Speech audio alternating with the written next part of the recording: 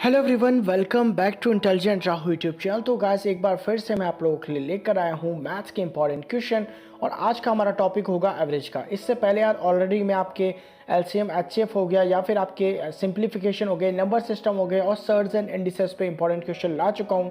Railway NTPC के हिसाब से आपके काफ़ी इंपॉर्टेंट क्वेश्चन है, तो जाके चेकआउट कर लेना यार। काफ़ी अच्छे से समझाया मैंने, काफ़ी डिटेल में पूरे अच्छे ट्रिक से बताया आपको, तो जाके चेकआउट कर लेना मेरी मैथ्स मस्ती की प्लेलिस्ट। और इसके अलावा और भी मेरे कई सारे वीडियोस पड़े हुए हैं, चाहे आपकी हिस्ट्री हो गई, जियोग्राफी हो गई, उन पे भी काफ़ी अच्छे अच्छे वीडियोस पड़े हुए हैं, जाके चेकआउट कर लेना। डिस्क्रिप्शन बॉक्स में आपको लिंक मिल जाएगा। तो चलो शुरू करते हैं। तो आपको देखो, यहाँ पर आपको पहला क्वेश्चन दिया हुआ है, किसी परीक्षा में 8 विद्यार्थियों द्वारा प्राप्त अंकों का औसत 51 है तथा अन्य 9 विद्यार्थियों के औसत अंक 68 हैं। पूरे 17 विद्यार्थियों द्वारा प्राप्त अंकों का औसत होगा। तो यहाँ पे देखो, इस क्वेश्चन को हम लोग करेंगे 3 तरीकों से। 3 तरीकों में सबसे पहला तरीका मैं लगाऊंगा आपका एलिगेशन का। तो एलिगेशन अगर आप सबको नहीं पता तो मैं आपको बता देता हूँ थोड़ा सा। तो यहाँ पे देखो, आपके पास 3 वैल्यूज़ होती हैं, ए होता है, बी होता है और एक मिडिल वैल्यू सी होती है। ए जो होगा वो आपका सी से बड़ा होगा और सी आपका बी से बड़ा होगा, ठीक है। तो ये कंडीशन होती है इसमें हमेशा। अब यहाँ पर आपका जो ए बड़ा है तो यहाँ पर आपका ए माइनस सी हो जाएगा और यहाँ पर आपका सी माइनस बी हो जाएगा, ठीक है। तो इस टाइप से वैल्यूज़ निकल के आती है। तो यहाँ पर ये आपका पूरा एलिगेशन वर्क करता है इस तरीके से। तो चलो हम लोग इस क्वेश्चन को भी एलिगेशन से करेंगे। तो यहाँ पे देखो, आपको दे रखा है 8 विद्यार्थियों द्वारा प्राप्त अंकों का औसत 51 है और 9 विद्यार्थियों द्वारा प्राप्त अंक 68 है। तो यानी कि हमें पता है 8 विद्यार्थियों ने 51 लिए हैं, 9 विद्यार्थियों ने 68 लिए हैं। यानी कि अगर टोटल 17 विद्यार्थियों के हम लोग निकालते हैं तो वो वैल्यू कहीं बीच में ही आएगी, ठीक है। तो यहाँ पर हम लोग निकाल लेते हैं। तो देखो, यहाँ पर हमें 51 दे रखा है एक तरफ, तो 51 लिख दो। दूसरी तरफ आपको 68 दे रखा है तो 68 लिख दो, ठीक है। अब नीचे ये 8 विद्यार्थियों का है और ये 9 विद्यार्थियों का है। अब एक चीज़ हमेशा याद रखना, आपका ये जो होता है ये हमेशा रेशियो होता है। रेशियो मीन्स ये वैल्यू एक दूसरे को काट सकती हैं, जितने भी छोटे से छोटे उसमें काट सकती हैं, उसमें काट देती हैं, ठीक है, हमेशा। अब जब भी आपको मान लो ऊपर की वैल्यूज़ दी हुई हो, नीचे की वैल्यूज़ भी दी हुई हो और आपको बीच की वैल्यू निकालनी हो, तो आपको क्या करना होता है, तो सिंपली इन दोनों का डिफरेंस करना होता है और इन दोनों को जोड़ना होता है और दोनों का डिवाइड कर देना होता है। तो यहाँ पर 51 और 68 का आप लोग डिफरेंस करेंगे तो वो आएगा आपका 17 और 9 और 8 को आप लोग जोड़ेंगे तो वो भी आएगा आपका 17। अब इनको डिवाइड कर दो तो आपके पास यहाँ पर आ गया 1, ठीक है। अब आपको इसी 1 को इस 8 में और इस 9 में, यानी कि इन रेशियोज़ में मल्टीप्लाई कर देना है। तो जैसे आप लोग करते हो तो यहाँ पर आपके पास बचेगा 8 और 51। तो यहाँ पर देखो, आपके पास 51 है, यहाँ पर आपके पास 68 है, यहाँ पर आपके पास 8 आ गया क्योंकि मल्टीप्लाई किया आपने, और यहाँ पर 9 आ गया और ये आपकी वैल्यूज़ है। अब एक चीज़ देखो कि जो 51 है, ठीक है, हम लोगों ने क्या पढ़ा था, ए और सी, और अगर आपका ए सी से बड़ा है तो ए माइनस सी हो जाएगा। अब देखो, आपके पास मिडिल वैल्यू निकालनी है आपको, ठीक है। तो आप लोग चाहे तो 51 में 9 जोड़ दो, यानी कि छोटी संख्या में इसको जोड़ दो, या फिर जो बड़ी संख्या है उसमें इसको घटा दो, आपके पास सेम वैल्यू आएगी। तो आप लोग 51 में 9 जोड़ते हो तो आपके पास 60 आता है, या फिर आप 68 में से 8 घटाते हो तो भी आपके पास 60 आता है, यानी कि आपका जो आंसर होगा वो 60 ही होगा, ठीक है। तो ये तो कर लिया हम लोगों ने एक तरीके से। अब हम इसका दूसरा तरीका निकालेंगे, ठीक है।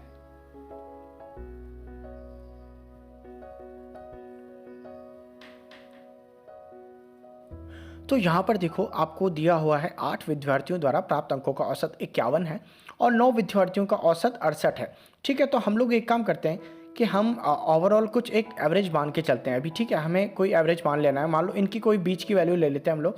तो हम एक काम करते हैं 65 ले लेते हैं, यानी कि 65, ठीक है। तो हम लोग एक बीच की वैल्यू 65 मान लेते हैं कि इसका एवरेज आपका मान लो 65 था, ठीक है। तो अब आपने 65 मान लिया, तो आपको पता है कि 8 विद्यार्थियों का तो 51 है, यानी कि 65 से कितना कम है, अगर आप लोग देखें तो यहाँ पर तो आपका ये 14 कम होगा, ठीक है। 65 से आपका 14 कम होगा और ये कितने विद्यार्थियों का है, तो ये 8 विद्यार्थियों का है। तो 14 इंटू 8 कर दो माइनस का, ठीक है, 112, ठीक है। तो ये 112 हो गया माइनस का। यहाँ पर आपका 65 है, अब ये 68 से कितना कम है, तो ये आपका 65 68 से 3 ज़्यादा, मतलब सॉरी 68 65 से कितना ज़्यादा है, तो 3 ज़्यादा है, तो +3 कर दो और इंटू कर दो यहाँ पर कितने विद्यार्थियों का है, तो ये आपका 9 विद्यार्थियों का है। तो यहाँ पर इसको मल्टीप्लाई आप लोग करोगे तो यहाँ पर आपका ये 9 18 9 या 27 हो जाएगा, यानी कि ये प्लस का 27 हो जाएगा। अब यहाँ पर देखो, आप माइनस का 112 है और प्लस का 27 है, तो हम लोग क्या करेंगे, इसको बैलेंस आउट कर लेते हैं। तो यहाँ पर जैसे हम लोग +27 माइनस के 112 में जोड़ेंगे तो यहाँ पर आपका 12 में से पहले तो 12 जाएगा और फिर 15 जाएगा, तो यहाँ पर आपका ये बचेगा 85 और वो भी माइनस का। ठीक है, तो माइनस का 85 बचेगा। ये क्यों बचा? क्योंकि इन दोनों को जब हमने सॉल्व किया तो मतलब प्लस माइनस जो भी किया तो हमारा 85 बचा। अब ये 85 आपका माइनस का है, याद रखना। तो ये आपका नया एवरेज आया। अब इसका नई वैल्यू आई है। अब इसको हम लोग क्या करेंगे, टोटल नंबर ऑफ़ स्टूडेंट्स में से माइनस डिवाइड कर देंगे। तो यहाँ पर हमारा 17 है टोटल नंबर ऑफ़ स्टूडेंट्स, यानी कि हमारा इसको कितनी बार जाएगा, ये -5 बार जाएगा। ठीक है, तो यानी कि हमारे पास -5 वैल्यू आ चुकी है। अब ये -5 को हम लोगों को क्या करना है, हमको 65 में से माइनस कर देना है। तो जैसे हम लोग ऐसा करते हैं तो हमारे पास 60 आ जाएगा और यही हमारा राइट आंसर होगा। ठीक है, और तीसरा तरीका तो बहुत ही सिंपल है, आप लोग सब करते होंगे। हमें पहले 51 को 8 से मल्टीप्लाई करना है, फिर बाद में 9 को 68 से मल्टीप्लाई करना है और उसको डिवाइड कर देना है 17 में से, जो कि हम सभी लोग करते हैं और उससे तो आपका आंसर निकल ही आएगा। ठीक है, वो तो आई थिंक आप सभी को पता होगा मेथड। तो आपको ये दोनों तरीकों में से कोई एक अपनाना है। मेरे हिसाब से तो आप लोग एलिगेशन अपनाओ, क्योंकि वो ज़्यादा ईजी है और फिर आपको क्वेश्चन टू क्वेश्चन डिपेंड करता है कि कौन सा आपका ज़्यादा फास्ट करता है। ठीक है, अब नेक्स्ट क्वेश्चन आप लोग देखो, यहाँ पर आपको अनुभाग ए के 32 लड़कों के अंकों का औसत 60, जबकि एक्स के अनुभाग बी के 40 लड़कों का अंकों का औसत 33 दिया हुआ है और आपके दोनों को मिलाने पर अंकों का औसत कितना होगा। ठीक है, तो हम लोग वापस से करते हैं एलिगेशन से पहले। तो एलिगेशन में हमको यहाँ पर दिया हुआ है 32 और यहाँ पर आपको 32 नहीं, 32 तो स्टूडेंट्स के नंबर है ना, 32 नहीं लिखना है। ठीक है, आपको ये चीज़ हमेशा याद रखनी है कि ऊपर आपका हमेशा एवरेज आएगा। ठीक है, ऊपर नंबर ऑफ़ स्टूडेंट्स नहीं आएंगे, तो ऊपर आपका एवरेज आएगा यानी कि 60 और इस साइड में आपके स्टूडेंट्स कितने हैं, ये हैं आपके 32। ठीक है, और यहाँ पर आपका एवरेज कितना है 33 यानी कि 33 और यहाँ पर आपके स्टूडेंट्स कितने हैं 40। अब एक चीज़ देखो, नीचे वाली वैल्यू जो मैंने कही थी आपको रेशियोज़ होती है हमेशा, यानी कि ये कट सकती हैं एक दूसरे से। तो ये कट जाएगी आपकी 8 चौके 32 बार और ये कट जाएगी आपकी 8 पंचे 40 बार। तो ये जो है आपके रेशियोज़ निकल के आ चुके हैं। हमें निकालनी है बीच की वैल्यू। इन दोनों का डिफरेंस करो, इन दोनों को जोड़ो और डिवाइड कर दो। तो यहाँ पर 60 में से 33 जाएगा, आपका 27 बचेगा और 4 और 5 जोड़ोगे आप लोग 9 आएगा। तो यहाँ पर हमें पता चल गया ये आपका 3 बार चला जाएगा। ठीक है, तो यहाँ पर 3 को 4 से मल्टीप्लाई कर दो और 3 ही को 5 से मल्टीप्लाई कर दो। तो यहाँ पर तो आपके पास आ गया 12 और यहाँ पर आपके पास आ गया 15। ठीक है, तो यहाँ पर 12 यहाँ पर 15 आ गया। अब आप लोग क्या कर सकते हो, छोटी वैल्यू में या तो 12 जोड़ दो या फिर बड़ी वैल्यू में से 15 घटा दो। ठीक है, इनके सामने की वैल्यूज़ जो होती है, तो छोटी वैल्यू 33 में अगर आप लोग 12 जोड़ते हो तो आपके पास 45 आएगा, या फिर 60 में से आप लोग 15 घटाते हो तो भी आपके पास 45 आएगा, यानी कि आपका आंसर तो 45 हो गया, यानी कि ऑप्शन 2 आपका राइट आंसर होगा। ठीक है, ये चीज़ याद रखना हमेशा कि नीचे वाली वैल्यू का हमेशा आपको रेशियो निकालना है, जो भी मिनिमम उसका रेशियो हो सके वो आपको निकालना है, क्योंकि वो एक्चुअल में रेशियो ही होती है, तो आपको उसको मिनिमम तक डिवाइड करना ही पड़ेगा। उसके बाद में हम लोग खुद से मान लेते हैं। चलो दूसरे मेथड से करते हैं। तो यहाँ पे देखो आपको 32 लड़कों के अंकों का औसत 60 और 40 का औसत 33 दे रखा है। तो हम इसकी कोई बीच की वैल्यू मान लेते हैं। हम लोग एक काम करते हैं 40 मान लेते हैं। ठीक है, 60 और 33 के बीच में एक वैल्यू हम लोगों ने मान ली 40। तो यहाँ पर हम लोगों ने अगर 40 माना तो हमें पता है कि 40 से मैं पेन चेंज कर लेता हूँ। तो हमें एक चीज़ पता है कि 40 जो है वो वो 40 जो है आपका 60 से कितना कम है, तो 20 कम है, यानी कि -20। और ये कितने स्टूडेंट्स का है, ये 32 स्टूडेंट्स का है। उसके बाद में इसका कर लो यहाँ पर टोटल, तो 32 दूनी 64 यानी कि -640। उसके बाद में 40 जो है वो यहाँ पर 33, तो 33 से कितना ज़्यादा है, तो ये 7 ज़्यादा है। और ये कितने स्टूडेंट्स का है, ये 40 स्टूडेंट्स का है। तो यहाँ पर आपका हो जाएगा 40 सत्ते 280, दैट मीन्स प्लस का 280। अब यहाँ पर आप लोग कर लो सीधे इसका प्लस माइनस। तो यहाँ पर 14 में से 8 गया आपका 6 बचा, और यहाँ पर आपका 5 में से 2 गया 3 बचा, यानी कि 360 आपके पास माइनस का बच रहा है। ठीक है, माइनस चूँकि बड़ी वैल्यू है तो माइनस के 360 आपके पास ओवरऑल वैल्यू आ गई। अब इसमें total number of students divide कर दो, यानी कि 40 और 32 यानी कि टोटल 72 स्टूडेंट्स हो गए। तो यहाँ पर जैसे आप करते हो तो यहाँ पर आपके पास ये 5 बार कट जाएगा। ठीक है, तो 5 बार कट गया। तो हम लोग क्या कर सकते हैं, इसको जो 5 आपका आया है उसको हम लोगों ने क्या एवरेज माना था, 40 माना था ना, इसमें हम लोग जोड़ देंगे। तो जैसे आप लोग ऐसा करते हो तो आपके पास आ जाएगा 45, यानी कि ऑप्शन 2। और तीसरा मेथड वापस से आप लोग मल्टीप्लाई कर सकते हो सिंपली, और आपका आंसर निकल जाएगा डिवाइड करने से। टोटल नंबर ऑफ स्टूडेंट्स आप लोग जैसे ही डिवाइड करोगे आपका आंसर निकल जाएगा। अब नेक्स्ट क्वेश्चन आपको दे रखा है, यहाँ पर आपको एक व्यापारी की 5 क्रमागत महीनों की बिक्री दे रखी है, 6435, 6927, 6855, 7230 तथा 6562, और वह छठे महीने की बिक्री आपको नहीं बता रखी और वो कह रहा है कि आपसे कि वो 6500 रुपये की बिक्री एवरेज करता है 6 महीने तक। तो आप लोग कैसे छठे महीने की बिक्री निकाल सकते हो, ठीक है। तो सिंपली हम लोग क्या कर सकते हैं, हम लोग सिंपली सारी वैल्यूज़ को जोड़ सकते हैं और फिर उसमें से आंसर निकाल सकते हैं। तो यहाँ हम लोग सीधे सारी वैल्यूज़ को ऐसा कैसे लिख देते हैं, तो यहाँ पर आपके पास लिख देते हैं पहले 6435, देन आपका 6900 आपका 27, तीसरा है आपका 6855, चौथा है आपका 7230 और पांचवा है आपका 6562। तो इनको हमको सबको जोड़ देंगे। तो यहाँ पर हम लोग जैसे इसको जोड़ते हैं तो आपके पास आएगा ये 5 7 12, 12 5 17, 17 और 2 19 यानी कि 9, हाथ से लगी 1, 3 और 1 4, 2 6, 6 5 11, 11 और 9 आपका 20 यानी कि 0, हाथ से लगी 2, 2 4 6, 6 9 15, 15 8 23, 23 2 25 और 5 30, 0, हाथ से लगी 3, तो 3 6 9 6 15, 6 21 7 28 और 6 34, दैट मीन्स 34009 वैल्यू आ गई है इसकी, ठीक है। तो ये तो वैल्यू आ गई इसकी 34009।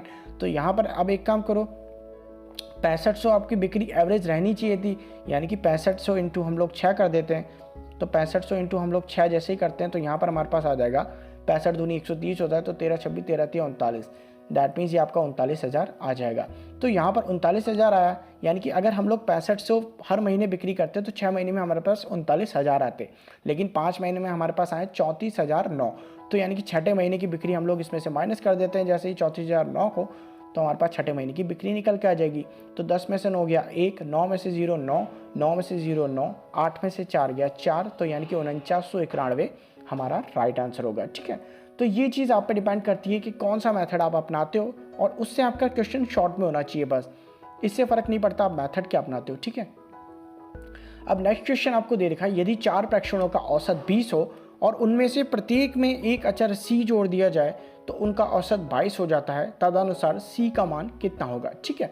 तो यहाँ पर हमें दे रखा है कि 4 प्रेक्षण है, यानी कि आपकी 4 × 20 कर दो, ये टोटल नंबर हो गया, और उसमें प्रत्येक में एक अचर c जोड़ दिया, यानी कि हम लोगों ने क्या करा 4 टाइम्स c भी जोड़ दिया क्योंकि 4 प्रेक्षण थे।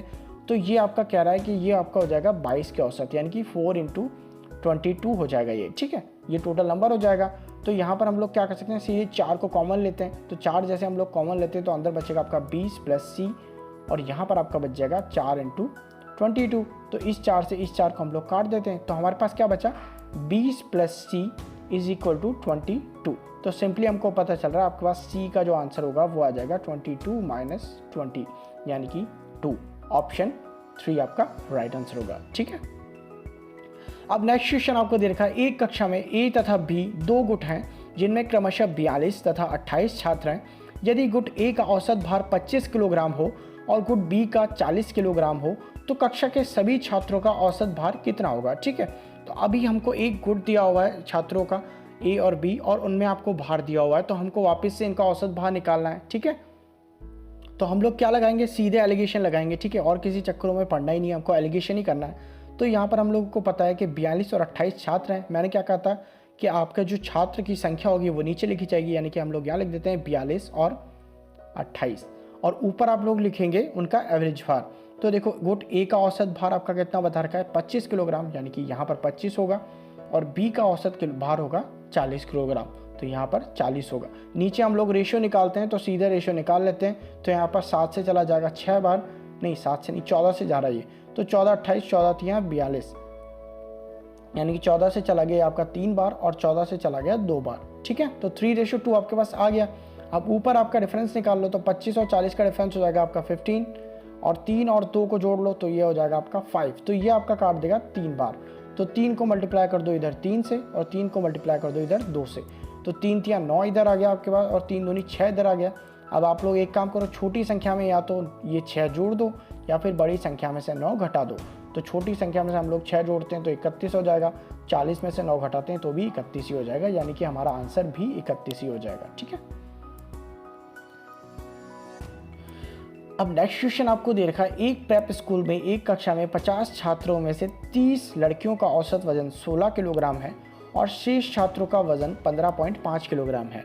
कक्षा में सभी छात्रों का औसत वजन कितना होगा, ठीक है। तो यहाँ पर हमें 16 तो दिया हुआ है 30 लड़कियों का, और शेष छात्रों का, यानी कि टोटल 50 हैं और शेष छात्र 30 में से 20 बचेंगे, ठीक है। तो नीचे तो हम लोग क्या करते हैं, नंबर लिखते हैं, तो नीचे लिख दो 30 और 20, ठीक है। और ऊपर आपको 30 लड़कियों का वजन दे रखा है 16 किलो, और यहाँ पर शेष छात्रों यानी कि 20 छात्रों का दे रखा है 15.5, ठीक है। तो अब इसका रेशियो निकाल लेते हैं नीचे वाली का, तो 0 से 0 हट जाएगा, 3:2 बचेगा। ऊपर आपके पास कितना डिफरेंस आ गया, ये आ गया आपके पास 0.5 का, और नीचे आपका 3 + 2 कर दो तो ये आपका 5 हो जाता है, यानी कि ये आपका चला जाएगा 0.1 बार। तो 0.1 को हम लोग मल्टीप्लाई कर देंगे 3 से इधर, और 0.1 को मल्टीप्लाई कर देंगे 2 से इधर। तो अब चाहो तो आप लोग 15.5 यानी कि छोटी संख्या में 0.3 जोड़ दो, या फिर बड़ी संख्या में 0.2 घटा दो। तो 15.5 में 0.3 जोड़ते हो तो आपका हो जाएगा 15.8, और 16 में से 0.2 घटाते हो तो भी 15.8, यानी कि ऑप्शन 2 आपका राइट आंसर होगा। तो मैं आपसे कह रहा हूँ एलिगेशन बहुत ही मस्त मेथड है, बहुत ही अच्छा मेथड है अगर आप लोग जल्दी क्वेश्चन सॉल्व करना चाहते हो तो।